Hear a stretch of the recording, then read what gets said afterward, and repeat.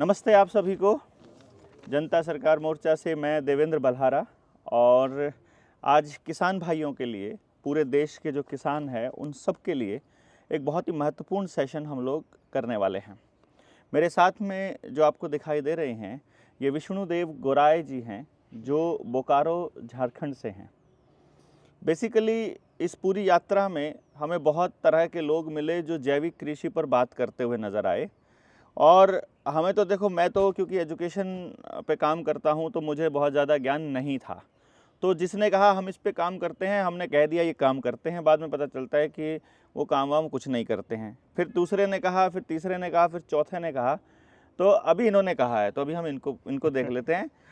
जो अनुभवी किसान हैं उनको इनकी बात समझ में कैसे आएगी, आपने कमेंट बॉक्स में लिखना है।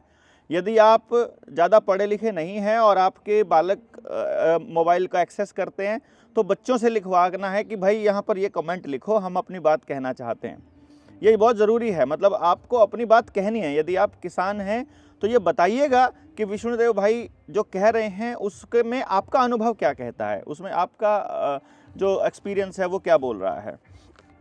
हम जब इन मुद्दों पर चर्चा करते हैं तो बहुत सी चीज़ें निकल के आती हैं। उसमें से एक निकल के आता है कि लोगों में भ्रम बहुत है खेती को लेकर के। कुछ लोगों का मानना है कि यदि आप यूरिया, पेस्टिसाइड और ये सरकार के दिए हुए, कंपनियों के दिए हुए केमिकल्स इस्तेमाल नहीं करोगे तो कुछ बात नहीं बनेगी, मतलब आपका पैदावार नहीं होगी। कुछ लोगों का मानना है कि इसके अलावा भी इसकी पूर्ति की जा सकती है।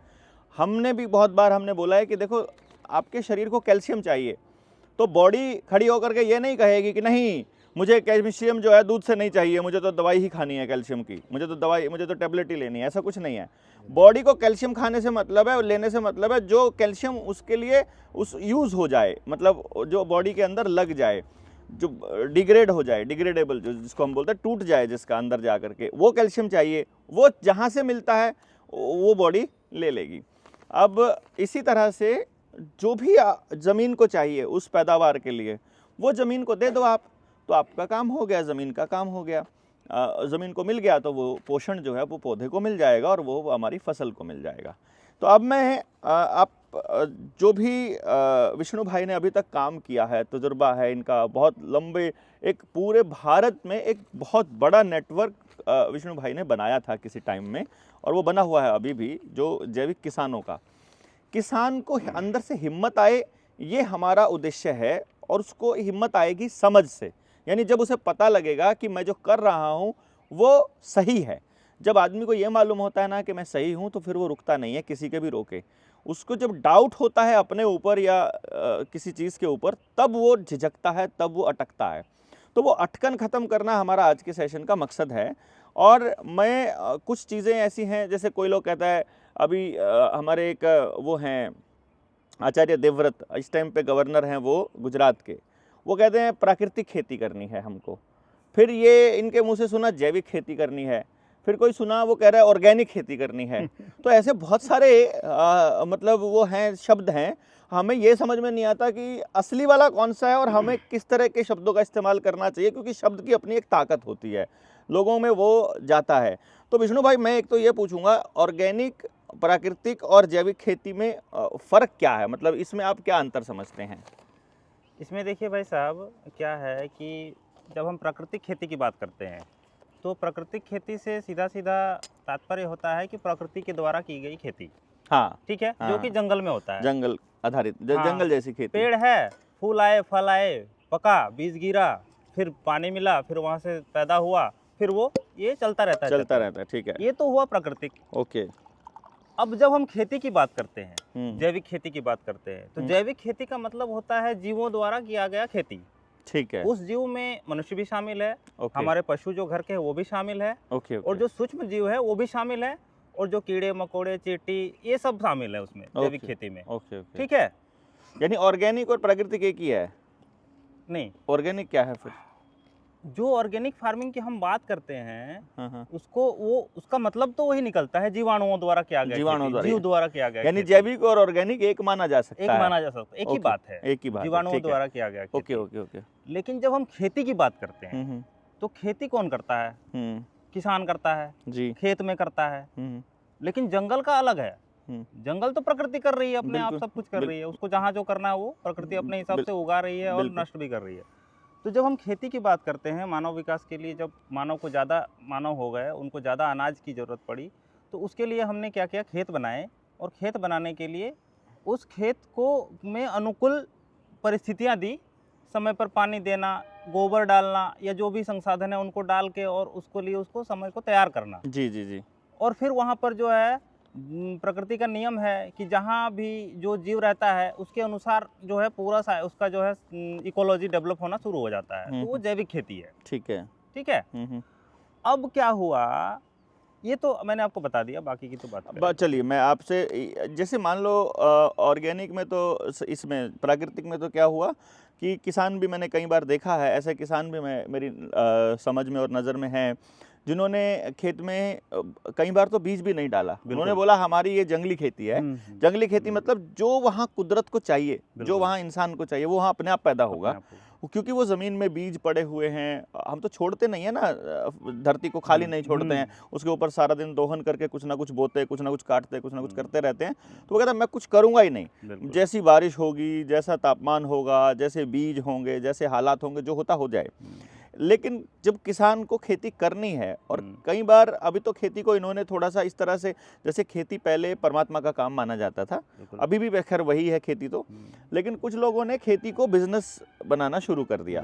तो जब खेती को बिजनेस बनाना शुरू कर दिया तो फिर वो जो हो रहे जो हालात है, फिर कई हालात को किसान समस्या के तौर पे देखना शुरू कर देता है। तो मैं अगर ये सवाल पूछूं आपसे कि जो जैविक किसान है उसको ज़्यादातर किस तरह की समस्याएं आती हैं और किन किन समस्याओं से उसका वास्ता पड़ता है?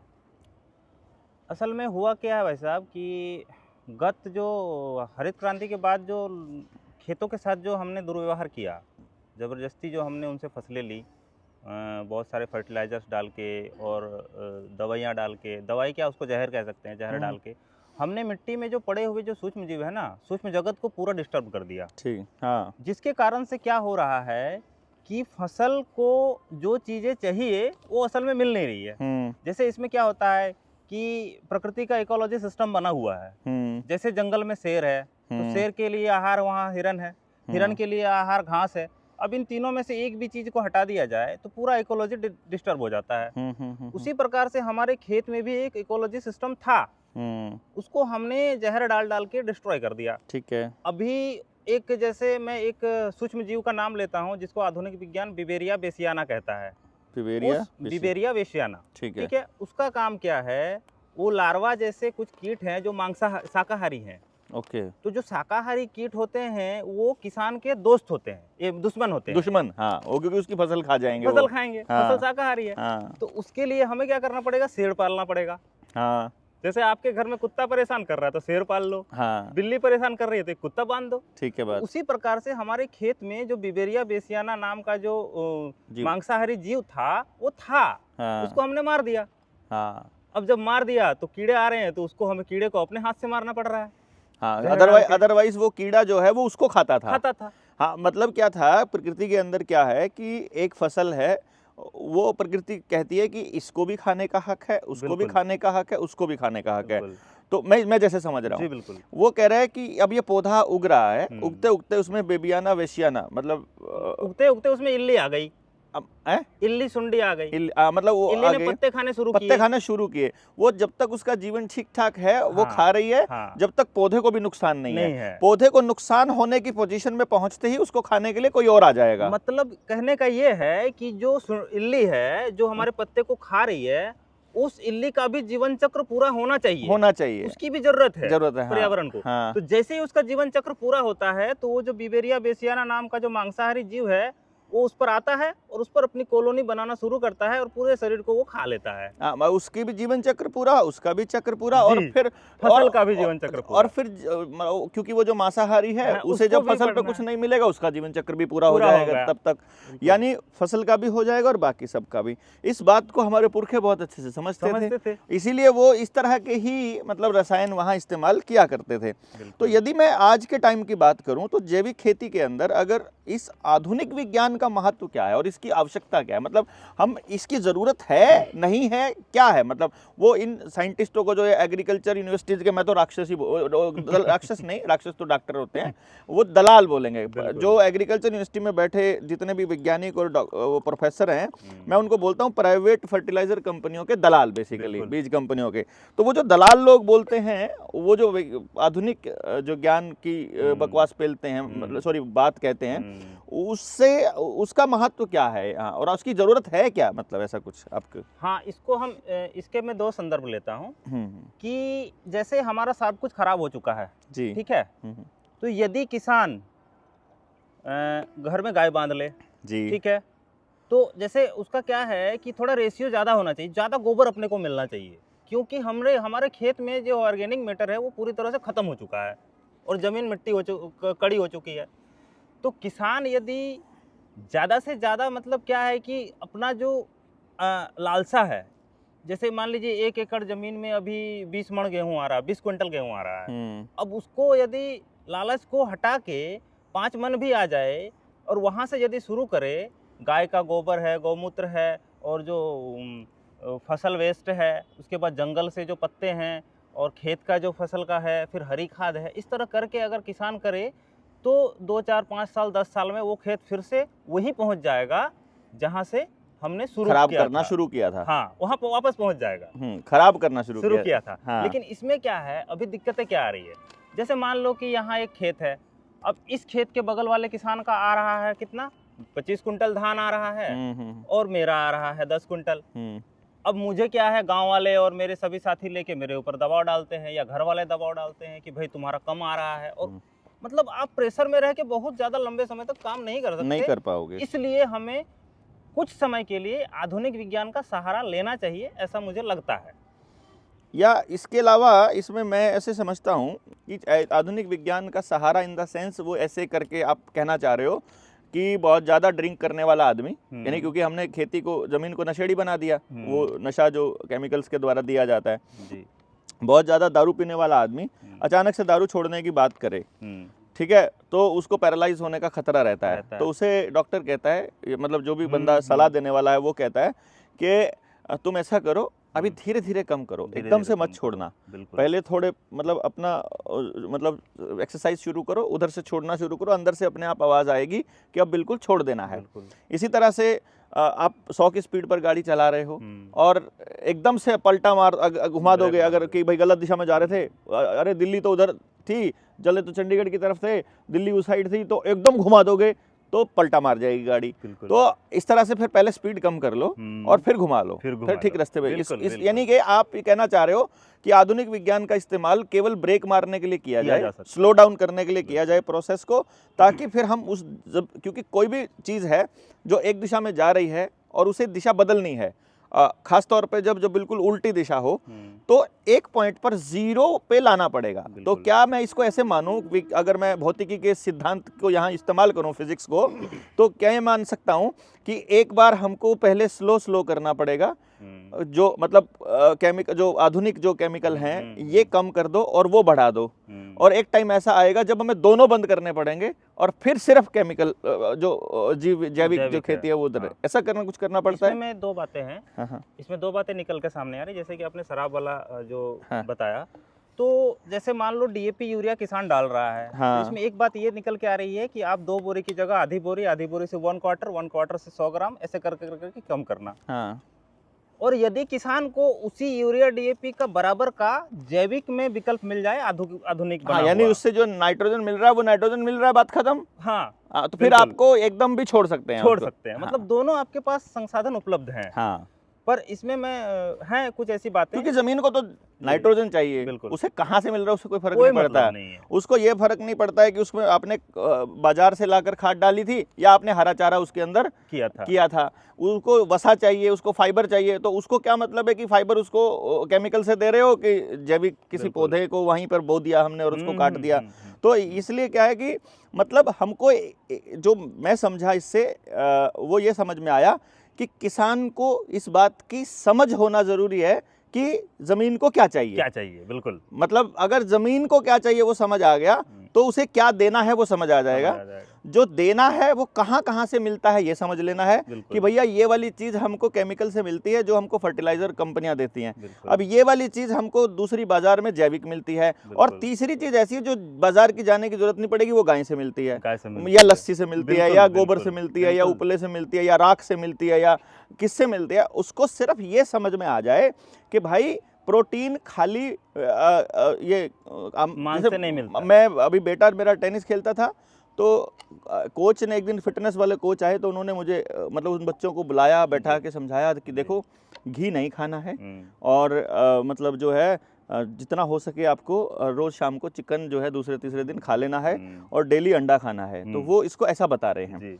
तो मैं जैसे कई दिनों के बाद जाता हूँ घर पे, मैं गया घर जा करके, मेरे को क्या होता है फर्स्ट एक्सप्रेशन में मुझे लगता है कि भाई विनी को क्या हुआ। तो मैंने उसकी माँ से पूछा, बोला वो जो कोच आए थे फिटनेस के उन्होंने ये कहा है। मैंने कहा उस गधे को कोई ये समझाए कि भाई तुमको वसा चाहिए, तुमको प्रोटीन चाहिए। मान लो चिकन जो है वो अल्टरनेट क्यों है चने के मुकाबले, कि चिकन में जो 200 ग्राम में मिल जाता है जितना, वो उसमें 400 ग्राम में या 300 ग्राम में मिलता है, मतलब वो ज़्यादा खाना पड़ता है, इतना ये तो है ना। तो जब हमको वही चीज़ हमारी दाल से मिल रही है, हमारे उससे चने से मिल रही है, तो फिर मुझे उसको मतलब वो चीज़ खाने की ज़रूरत क्या है, कुछ नहीं। मतलब तो फिर कहता है कि घी नहीं खाना। अरे उस कैसा फिटनेस कोच है, सबको एक सिलेबस पढ़ा दिया। उसका शरीर यार किस वात का शरीर है, कि पित्त का है, कि कफ का है, वात के शरीर को चिकनाई चाहिए होती है, उसको कौन समझाएगा। इसको घी के बिना तो ये वैसे ही मर जाएगा। ओमेगा 3 अपने अखरोट में है जब, तो उसको मच्छी खाने की जरूरत क्या है? जब उसके गाय के घी में ओमेगा 3 ऑलरेडी होता है बिलोने वाले में, तो उसको मच्छी खाने की जरूरत क्या है? तो खिलाड़ी को जो जो चीज चाहिए होती है वो मतलब हमको ओमेगा 3 से मतलब है ना, मच्छी वाला ओमेगा 3 खाएं ये तो कोई जरूरी नहीं होता ना।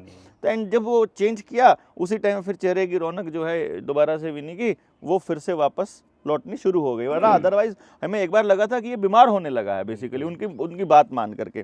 तो दैट इज़ वाई मैं आपको ये कहना चाह रहा हूँ कि हमारी ज़मीन आपसे कभी नहीं कहेगी कि ये आप कहाँ से दे रहे हो, उसको वो चीज़ लेने से मतलब है। तो मैं अभी अगर ये कहूँ कि भाई जैविक खेती के बहुत सारे फार्मूले हैं, और बताते हैं ऐसे करना चाहिए, वो करना चाहिए, तो सवाल ये आता है कि जो जैविक खेती के फार्मूले हैं वो आज के टाइम पर कितने रेलेवेंट हैं, कितने प्रासंगिक हैं, और कितने उपयोगी हैं?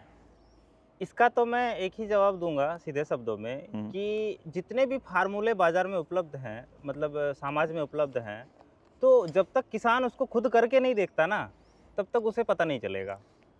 ठीक है, तो आपने लगभग अपने जीवन में आपको खेती पर काम करते हुए कितना अरसा हो गया? मैं 2016 से कर रहा हूँ। 16 से कर रहे हैं, तो 9 साल आपको होने को हैं।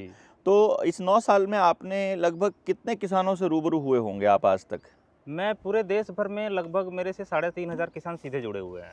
जो 3,500 किसान जुड़े, उनमें से कुछ किसानों ने जो आपने फॉर्मूले बताए वो प्रैक्टिकल करके वेरीफाई भी किया कुछ किसानों ने? हाँ, इसमें क्या होता है, इसमें 2-3 तरह की बातें निकल के सामने आती है। एक तो पहला है कि हर फार्मूला हर जगह के लिए नहीं है। हाँ। वातावरण सबका अलग है। मतलब हर शरीर के लिए हर भोजन नहीं है, हर शरीर के लिए हर दवाई नहीं है। इसी तरह हर फार्मूला हर जमीन के लिए नहीं है। बिल्कुल। हाँ। क्योंकि कौन सा जमीन किस स्टेज में है ये किसी को पता नहीं है। हाँ। मैं यहाँ से बैठ के कैसे कह सकता हूँ कि गुजरात में जो है रजनीश पटेल जी का जमीन कैसा है? ठीक है, वहां जाके भी मैं नहीं समझ सकता। हाँ। फिर मुझे खुद खेती करके खुद वहाँ खेती करके देखना पड़ेगा। तो फिर किसान क्या करता है, किसान जब इसमें 2-3 चीजें वो मतलब क्या है कि आपकी वीडियो सुन के हाँ। आप झारखंड में बैठे ऐसे खेती कर रहे हो, वो कोई वीडियो देख करके यूट्यूब पे और अपने गांव में खेती चालू कर देगा और सारा कचरा कर लेगा और कहेगा कि भाई इसने सत्यानाश करवा दिया। बिल्कुल। तो हमने भाई साहब, मैं आपको बताता हूँ, हमने शुरुआत में क्या करा, हमने 10-10, 15-15 अच्छे फार्मूले दिए किसानों को। ठीक है, किसी किसान के क्या हो गया, बहुत अच्छा हो गया, किसी किसान के फार्मूले लगे ही नहीं। हाँ। अब क्या करें? तो ये स्थिति होती है। इसमें एक और बात निकल के आती है कि जैसे मान लीजिए किसी किसान बंधु ने हमसे 10 फार्मूले लिए। अब मैं जब उस किसान बंधु के घर पे गया, मतलब मेरे ये प्रश्न उठते थे कि भाई किसान को सक्सेस क्यों नहीं मिल रहा है। तो 2021 में मैं घर से निकला, ऐसे ही निकल पड़ा और एक किसान के यहाँ पहुँच गया, उत्तर प्रदेश में बहराइच। तो मैंने देखा उसके खेत में पूरा बिखरा पड़ा है, उसने 2-3 फार्मूले बना रखे हैं और उसमें से दुर्गंध आ रहा है। मतलब वो डाल नहीं पा रहा, उसके पास टाइम ही नहीं है। हाँ। समय ही नहीं है। 3 फार्मूले बनाए, उसमें से एक डाला, दूसरा खराब हो गया, तीसरा आधा अधूरा पड़ा है, और मैंने 10 बताए थे उसे।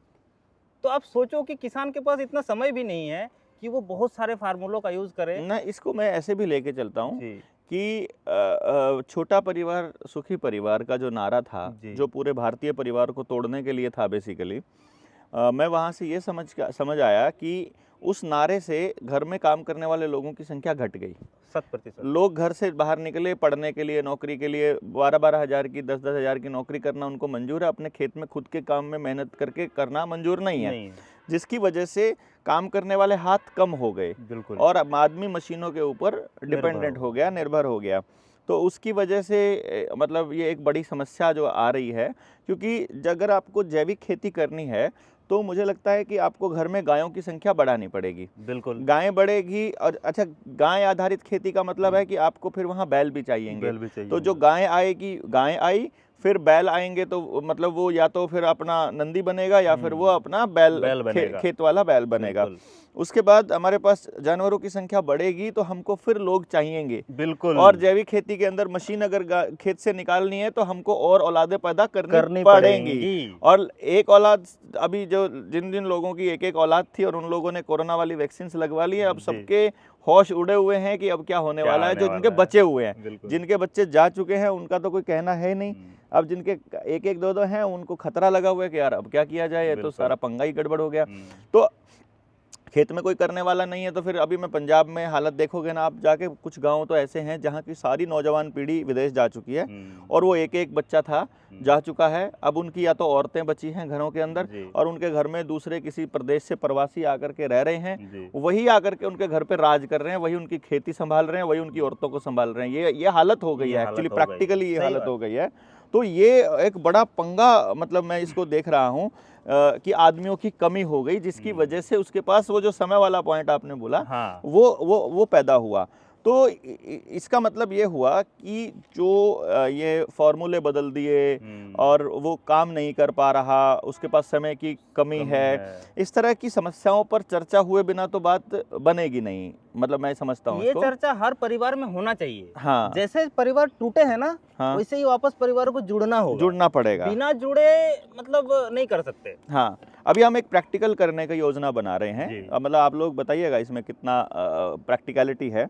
जैसे अभी फरवरी चला हुआ है, तो मार्च अप्रैल में ये गेहूं जो है बढ़ के बड़ा हो जाएगा, ठीक है। तो अप्रैल में हम कोई 23 मार्च को हम आएंगे ना जब, तो अप्रैल में एक कार्यक्रम हम करने वाले हैं जिसमें जिन साथियों ने, अपने साथियों ने खेती कर रखी है, हम ज्वाइंट फैमिलीज की तरह काम करके उनके खेत में जाकर उनका गेहूं हम काटने वाले हैं सारे जेएसएम वाले, कि भाई चलो हम दिखते हैं तुमको कि खेती कि काटने का काम पहले सीख लेते हैं, ठीक है। तो क्योंकि हमको काटना औरों को भी, वो जो ये न्यू वर्ल्ड ऑर्डर वाले हैं उनकी भी फसलें हमको निपटानी है ना, तो पहले वो सीख ले एक बार इकट्ठे होकर के। हम उनको ये सिखाएंगे, ये पर्पस ये कि ये दिखाना है कि ये इतना बड़ा एरिया है। तो पहले हम क्या करेंगे, जैसे 3-4 एकड़ जमीन है तो उसमें हम कहेंगे पहले सिंगल एक जना लगाएगा, देखेगा वो पूरे दिन में कितना काट पाया, फिर दूसरा देखेंगे, फिर हम इकट्ठा दिखाएंगे कि देखो कितनी देर में कटता है। ये ऐसे पता भी नहीं चलता है कि 1 एकड़ का जो गेहूं है वो कितना साफ, कितना जल्दी हो गया, मतलब कंबाइन से ज्यादा जल्दी हम कर सकते हैं। 1 की लाठी 10 का बोझा। एग्जैक्टली, हाँ, ठीक है। तो मैं ये समझता हूँ कि अब इसमें जो जैविक खेती के जो गुरु हैं, अलग अलग, पता नहीं कौन कौन, मतलब मेरा तो नाम भूल जाता हूँ, अलग अलग टाइप के जो अपनी अपनी खेती के गुरु निकल के आ रहे हैं कि हम तुम्हें खेती सिखाएंगे, ये करेंगे, वो करेंगे।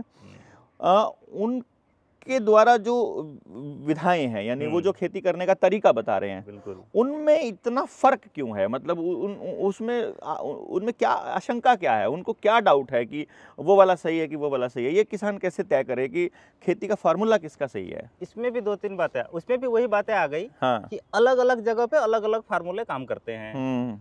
जैसे जो वाटर लॉगिन वाला क्षेत्र है, अभी ये फार्मूला में एक फार्मूला को ले ही लेते हैं अपन। हाँ। जैसे गाय का गोबर, गौमूत्र, उसके बाद मिट्टी, बरगद के नीचे की मिट्टी और पानी, और फिर उसमें हम डालते हैं बेसन, और फिर उसमें हम डालते हैं गुड़, ठीक है। इससे एक फार्मूला बना। अब जो ऐसा क्षेत्र है जो थोड़ा नमी को पकड़ता है, वैसे क्षेत्र में अगर इस फार्मूले को हम डालेंगे तो वहाँ फंगस ज़्यादा आएगा, ठीक है, क्योंकि फंगस को क्या चाहिए, ह्यूमिडिटी चाहिए, हाँ, और प्रोटीन चाहिए, हाँ। और जो बेसन में जो प्रोटीन होता है, हाँ। वो प्रोटीन क्या होता है, थोड़े आप देखना दाल पकाओगे ना तो 4-5 घंटे के बाद दाल में महक आने लगती है। हाँ, वो फर्मेंट होने लगता झाग है। से भी हाँ, उठने शुरू फर्मेंट हुए। होने लगता है। तो वो प्रोटीन जो है ना नेगेटिव प्रोटीन में मतलब जो है सो चेंज होने लगता है। ठीक है। इसलिए उसको राजसिक भोजन में रखा गया दाल को, न तामसिक न सात्विक, राजसी में रखा गया, क्योंकि राजा को क्रोध करना होता है कभी कभी, तो वो फिर दाल खाता था। आम जन के लिए जो है ना ये द्विदलीय होते नहीं है, ठीक है। तो वो जो फंगस डेवलप होता है उससे हमारी फसलों को नुकसान होता है, ठीक है। लेकिन वही फार्मूला अगर हम सूखे क्षेत्र में करेंगे वहाँ कुछ नहीं होगा, वहाँ वो फायदा करेगा। ठीक है, यानी इसमें से फिर आपको या तो फिर ये उसमें से हमको बेसन को हटाना पड़ेगा। हाँ। अगर कहीं पर बेसन डालने से फंगस बढ़ रहा है, अब फंगस का पहचान कैसे करें? एक तो फंगस बढ़ेगा तो जड़ें सड़ेंगी, और दूसरा वहाँ चींटियां बहुत ज्यादा आएंगी, क्योंकि चींटियों का भोजन भी फंगस है। ओके, ठीक है। अब देखना किसी खेत में खूब सारे चींटियों के घर मिलेंगे आपको, ये मैंने गुजरात में देखा था। एक भाई ने यही वाला फार्मूला अपनाया और उसके पूरे खेत में चींटियों का पूरा अंबार लगा था। फिर मैंने पूछा उनसे कि आपने कौन सा फार्मूला, तो उन्होंने यही वाला बताया। मैंने बोला भैया इसमें से आप बेसन हटा दो और बेसन की जगह दही या छाछ डाल दो।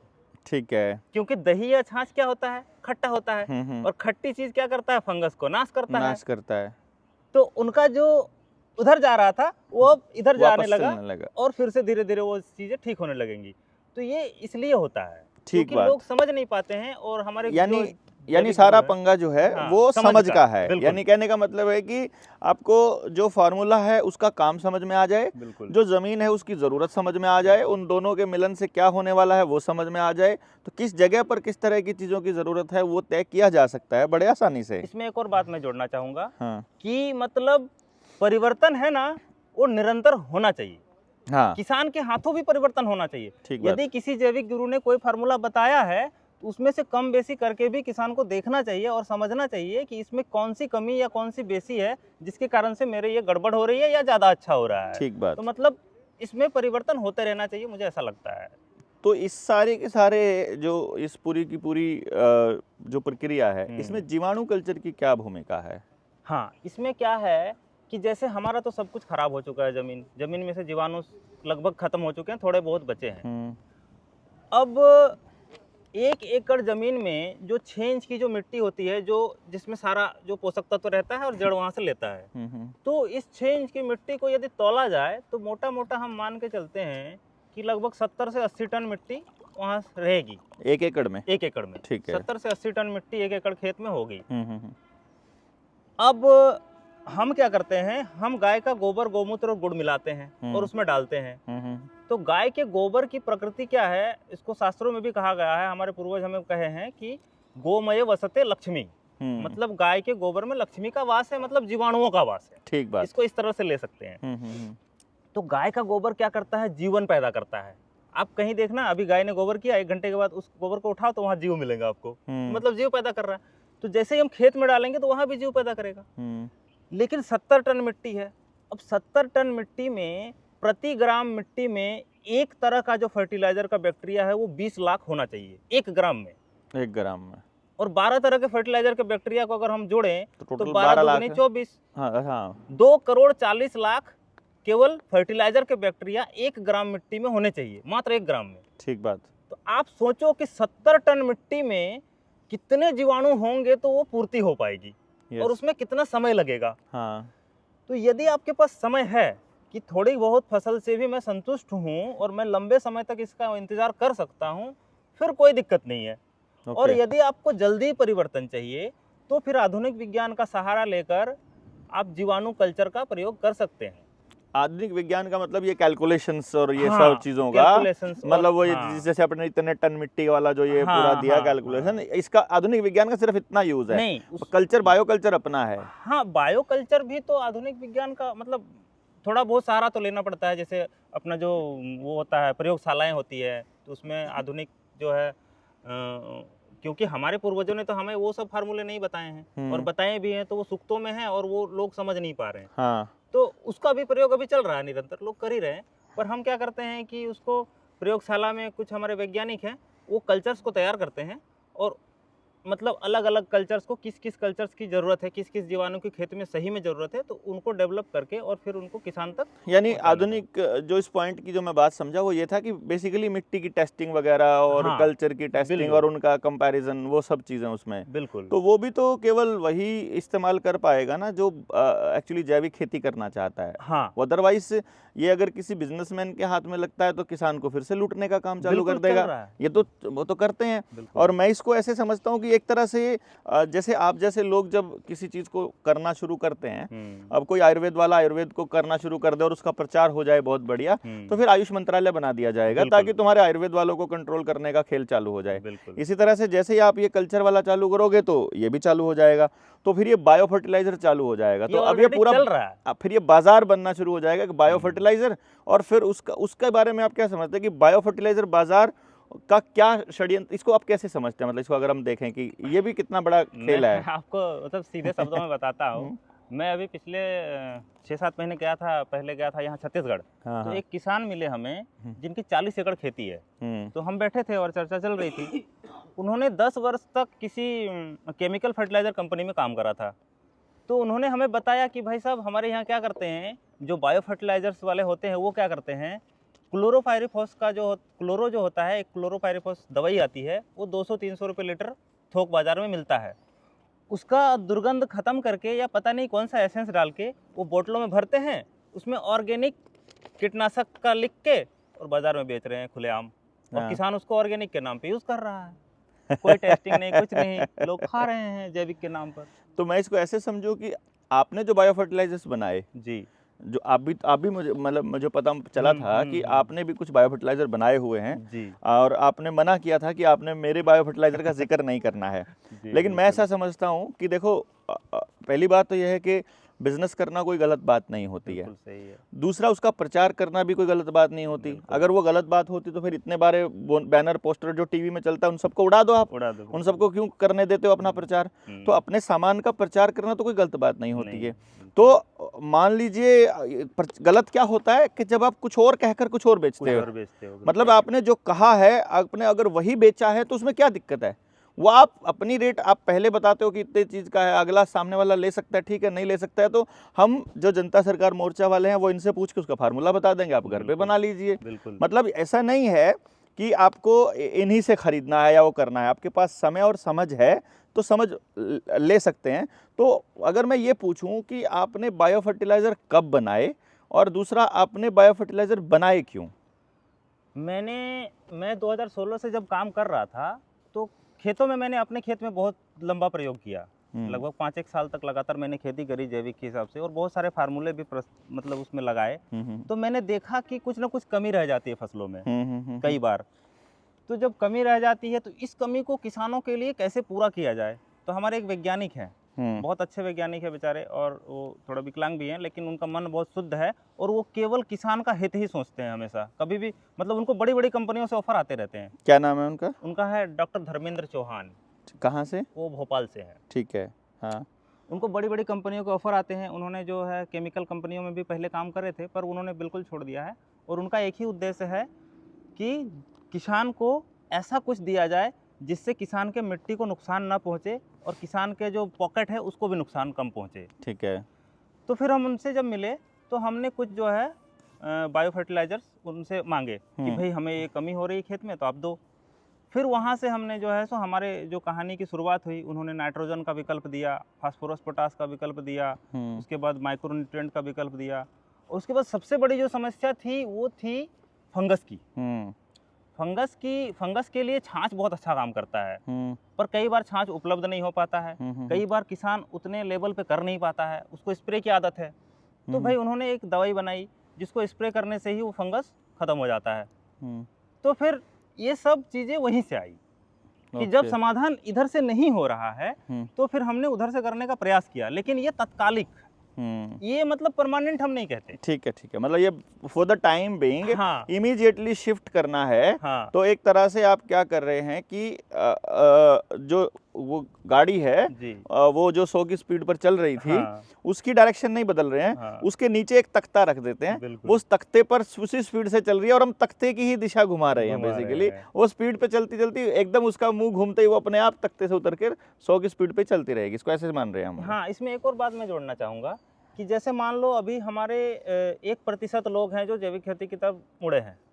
अब आपके खेत के अगल-बगल का जो खेत है वो रासायनिक है। ठीक है बात। अब वो क्या कर रहे हैं, स्प्रे कर रहे हैं। जैसे ही वो स्प्रे करते हैं तो भाग के सारे कीट हाँ, आपके खेत में आ जाते हैं। यस यस यस अब यस। आपके पास ऐसा कोई फार्मूला नहीं है कि वो एक बार में खत्म हो जाए। हाँ हाँ हाँ। तो वैसे स्थिति के लिए हमें 2 काम करने पड़ेंगे। एक तो हमें जीवाणु कल्चर का प्रयोग करना पड़ेगा, जिसमें सारे मांसाहारी जीव जो मैं शुरू में कह हाँ रहा था, हाँ हाँ वो आ हाँ गए। हाँ, बिल्कुल बिल्कुल। और हमारे पास टेक्निकल होते हैं बायोकेमिक, जैसे मान लो लौंग का तेल है, तीक्ष्ण होता है, करंज का तेल है, नीम का, तो उसके तेल का अर्क जो है मतलब एकदम लास्ट पोजीशन में ले जाके उसको इतना मतलब अच्छा मतलब कंप्रेस करके बनाया जाता है कि उसको हल्का सा भी डालेंगे तो वो जो कीट है वो भाग जाएंगे, या तो जो कमजोर है वो मर जाएंगे। तो वो कब जरूरत है? जब कोई अटैक आया है, अटैक आया है अचानक जब से। मतलब इन न्यू वर्ल्ड ऑर्डर वालों के जो द्वारा किया गया स्प्रे है। हाँ, स्प्रे या उनके द्वारा छोड़े गए कीट या मच्छर से जो प्रॉब्लम्स आते हैं, उसके लिए हमें भी हमारे पास हथियार होने चाहिए, ऐसा हमें लगा। यस और यस तब यस। हमने इस पर काम किया। ठीक ठीक ठीक। तो आपके जो बायो फर्टिलाइजर उसका नाम क्या है? हमारे बायो फर्टिलाइजर्स का नाम है आद्या ऑर्गेनिक्स के नाम से है। आद्या। हाँ, AADHYA। जी। आद्या। हाँ, आद्या। हाँ, इसका आद्या। हम दे देंगे आपको, वो हमारी वेबसाइट भी है, वहाँ पर पूरा हमारा दिया हुआ है सब ठीक कुछ। है, तो आपका लिंक जो है हम डिस्क्रिप्शन बॉक्स में भी जी, डाल देंगे और कैप्शन बिल्कुल। में भी डाल देंगे। जी, तो फिर इससे जो आपका प्रॉफिट होता है, क्योंकि मैं जितना आपको देख पाया अभी जी। जनता सरकार मोर्चा में जुड़े हुए आपको लंबा अरसा हो गया, जी, तो आप एक एक हफ्ते की ट्रेनिंग, अभी आपने शिमला वाली ट्रेनिंग ख़त्म की, जी, फिर आप अभी एक हफ्ता फिर यहाँ घूमने वाले हैं, जी, तो इससे मैं समझता हूँ कि आपने अपना पूरा जीवन किसानों के लिए दे दिया है। तो मैं तो समझ सकता हूँ कि ऐसे आदमी को तो कितना ही प्रॉफिट हो जाए, मैं तो उसको अच्छा ही मानता हूँ, लाभ ही मानता हूँ, बिल्कुल। समाज का लाभ ही होगा, बिल्कुल। क्योंकि समाज को देने वाले आदमी का लाभ होता है तो वो उस लाभ को बांटता रहता है। फिर भी मैं अगर आपसे कहूँ कि आपके भविष्य के उद्देश्य क्या आपने तय किए हुए हैं अपने आद्या फर्टिलाइज़र या आपके अपने इस मिशन को लेकर के, और इसका लाभ आप कहाँ कहाँ खर्च करते हैं इसको? हम इसमें क्या करते हैं, 2-3 इसमें भी 2-3 बातें हैं। पहला तो हम किसानों को बहुत अच्छा छूट देते हैं। दूसरा, उसमें से जो हमारे पास लाभ होता है, शुद्ध लाभ, उस शुद्ध लाभ को हम पूरी तरह से फिर उन्हीं के लिए खर्च करते हैं। जैसे हम जो लगातार ट्रेवल्स कर रहे हैं, हाँ। और आगे हमारा प्लान ये है, प्लान क्या, मैं तो किसान बंधुओं से वादा करता हूँ, वादा क्या करूँ, मतलब मेरा ये अंदर से है कि मेरे को कुछ भी नहीं चाहिए, मुझे बस 2 वक्त का भोजन, 2 जोड़ी कपड़े, और मेरा परिवार भूखा ना रहे, और उनको कोई कमी ना हो, मोटा मोटा जो गांव में ज़रूरतें होती है वो पूर्ति हो जाए। उसके बाद जो भी पैसा बचेगा वो केवल और केवल समाज में ही जाएगा, और हमारे JSM जैसे जो संगठन है, जो हमारे मोर्चे में है, साथी हैं जिनको समस्याएं रहती है, जिनका अपना कोई आमदनी नहीं है, तो उन सब साथियों के पीछे ही खर्चा होना है। मतलब हमारे लिए हमें कुछ नहीं चाहिए। एग्जैक्टली ये यहाँ पे जो जितने भी साथी हैं वो बड़ी अच्छी नीयत से इस तरह से काम कर भी रहे हैं। तो अगर मैं बाकी के फर्टिलाइजर्स के मुकाबले अगर आद्या का मुकाबला करने लगूं और मैं कहूं, तो सवाल ये है कि आद्या ही क्यों ज़रूरी है? हाँ, आद्या क्यों ज़रूरी है? भाई कोई और क्यों नहीं? मतलब हाँ, अगर मैं ये पूछूं भाई कहीं से भी ले लो, इसमें क्या है, वो तो आपका ही थोड़ी ना, तो ये तो हम तो अपना वो कर लेंगे। तो आप बिल्कुल। इस सवाल का जवाब आपसे चाहिए कि वही क्यों?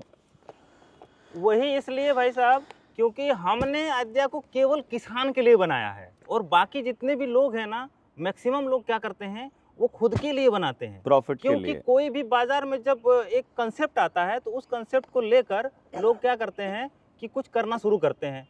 पर हमने ये बाजार से कंसेप्ट नहीं उठाया है, हमने आवश्यकता के लिए उठाया है, और हमारा बस इतना ही है कि किसान बच जाए और हमें कुछ नहीं चाहिए। ठीक है, तो आपका अगर मान लो आपसे संपर्क करना है, जी। एक तो मैं झारखंड के जितने भी साथी हैं मैं आपको बता दूं कि भाई ये जो विष्णु भाई हैं, इन विष्णु भाई को आप ये मान सकते हैं कि झारखंड के जितने भी लोगों को शुरू करना है इस पूरे के पूरे अभियान को, वो लोग विष्णु भाई से संपर्क कर सकते हैं अपने जनता सरकार मोर्चा की टीम में शामिल होने के लिए। बिल्कुल। कोशिश करिए इनको व्हाट्सएप पे अपना नाम पता वो सब भेज दीजिए। वो नाम पता भेजने के बाद आप जो है क्या नाम, वो आपसे संपर्क कर लें, मतलब विष्णु भाई आपसे संपर्क कर लेंगे। दूसरा मैं आपसे ये कह रहा हूँ कि आप लोग संपर्क करने के लिए, विष्णु भाई आपसे कैसे संपर्क किया जाए, आपका कॉन्टैक्ट नंबर क्या है? मेरा नंबर है 7564031161 7564 0311 61 0311 जी। तो भाई ये हम आपको डिस्क्रिप्शन बॉक्स में भी दे देंगे। आप सारे के सारे साथी जो झारखंड से हैं वो तो स्पेशली, और बाकी जो खेती पर काम करना चाहते हैं पूरे भारत से और जैविक खेती को अपनाना चाहते हैं, वो सारे के सारे साथी विष्णु भाई से संपर्क कर सकते हैं।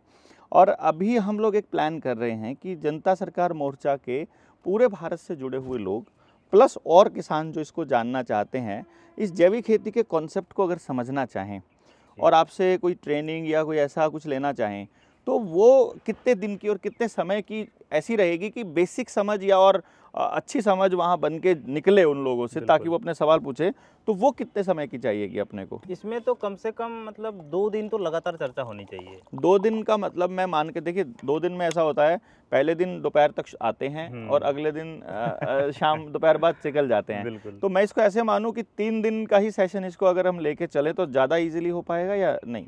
वो ये सब बातें इस पर निर्भर करती हैं कि सामने वाले के अंदर कितनी भूख है। ठीक है। हाँ। यानी यदि हम 3 दिन का कोई खेती के ऊपर कोई ट्रेनिंग प्रोग्राम अगर ऑर्गेनाइज करें जी, तो काफ़ी रहेगा। बहुत बढ़िया, बहुत बढ़िया। तो भाई अभी हम लोग एक प्लान कर रहे हैं, पूरे भारत के लोग जिनका खेती में इंटरेस्ट है, वो साथी खेती के अंदर इंटरेस्ट वाले लोग हमारे साथ जुड़ जाएंगे और फिर हम एक खेती वाले कॉन्सेप्ट पर काम करेंगे इकट्ठे होकर के। तो आपकी कॉल आएगी, नीडर इंडिया चैनल पर आप जुड़े रहिएगा। देवेंद्र बल्हारा का फेसबुक या पेज है या डॉक्टर देवेंद्र बल्हारा की फेसबुक आईडी है, वहाँ से भी आप कनेक्ट हो सकते हो। जनता सरकार मोर्चा के जो ज़िले के साथी हैं वो भी ग्रुप्स में मैसेज डालते रहते हैं, तो ऐसे साथियों से कनेक्शन आप जोड़ के रखिए। जो हमारी 7 दिन की ट्रेनिंग अभी शिमला में हुई थी टीम 200 की, वो हो चुकी है और अभी बहुत जल्दी हम टीम 200 की ही दूसरी ट्रेनिंग करने वाले हैं, हफ्ते भर के अंदर या 10 दिन के अंदर ही निपटाने वाले हैं, फरवरी के अंदर ही।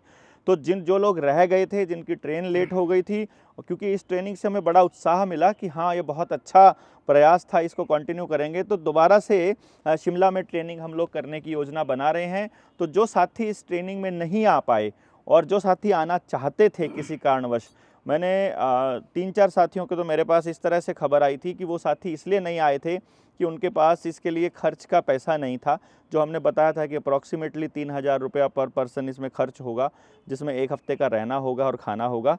तो जो साथियों के पास इस तरह के मैसेजेस आए थे, फिर मैंने उनको कहा भी था कि तुम आ जाते, कुछ ना कुछ अरेंजमेंट्स होने की संभावना कोई ना कोई साथी कर ही देता, हो ही जाता है। पर अभी भी ट्रेनिंग बहुत अच्छी रही और आप सब लोगों का सहयोग रहा, बहुत ही शानदार ट्रेनिंग के लिए आप सब लोगों को बहुत बहुत बधाई भी है। और सभी किसान साथियों से मेरा अनुरोध है कि जब भी आपको लगता है कि आप विष्णु भाई से संपर्क करना चाहते हैं, उनके बायो फर्टिलाइज़र्स को आप अपना कर देखना चाहते हैं, उनसे समझ पैदा करना चाहते हैं, तो जब तक इनकी ट्रेनिंग ना हो और आप अपना काम करना चाहते हैं, तो 8-10 किसानों को इकट्ठा करके, 10, 20, 50, 100 किसानों को आसपास के गाँव में इकट्ठा करके, 2-4 गाँव के लोग इकट्ठा होकर के इनको इन्वाइट भी कर सकते हैं। ये आपके पास आएंगे, आपको पूरा समझ भी दे करके जाएंगे। तो पूरे भारत में भ्रमण इनका, प्रवास इनका चलता रहता है। तो आप लोग जुड़ेंगे, इनसे जितना हो सके इनका फ़ायदा उठाएंगे, इनका इस्तेमाल करेंगे, ऐसा मेरा अनुमान है, ऐसा मेरा प्रयास भी है कि आप सब लोग एक दूसरे से कनेक्ट हों। जनता सरकार मोर्चा यही काम कर रहा है। तो आप सब साथी जुड़े, इसके लिए बहुत बहुत धन्यवाद। आप सबको नमस्ते, जय हिंद। जय हिंद।